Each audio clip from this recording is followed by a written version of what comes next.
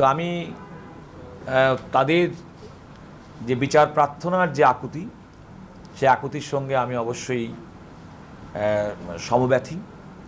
বাংলাদেশে যে কোনো দুর্ঘটনা, যে কোনো অপরাধ, তার বিচার হবে রাষ্ট্রের দায়িত্ব, রাষ্ট্রের কল্যাণ। কিন্তু এত বড় একটা আলোচিত, যেখানে আমাদের সাংবাদিক সমাজ শুধুমাত্র না, বাংলাদেশের প্রত্যেকটা মানুষের কাছে অত্যন্ত পরিচিত এই ঘটনা প্রবাহ।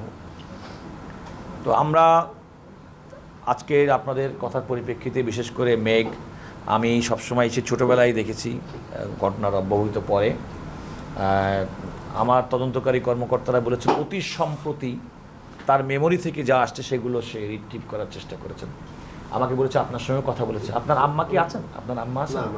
আম্মা, কিন্তু আপনার আম্মাও একজন ভাইটাল উইটনেস ছিলেন, ওটা ওনারা আমাকে যেটা বলেছেন। তো আমি যতটুকু মনে করি আপনাদের এই কনসার্নটা আমি যারা তদন্তকারী কর্মকর্তা আছেন তাদের কাছে আমি তুলে ধরব।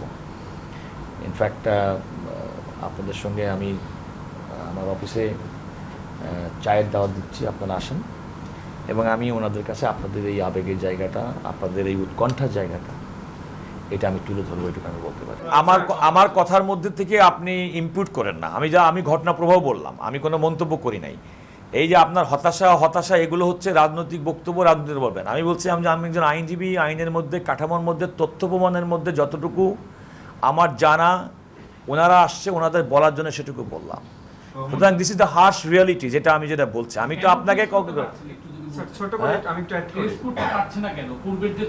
তারা তো বলেছেনি কেন করতে, তারা তো সেটা আমার সেটা প্রতিবেদন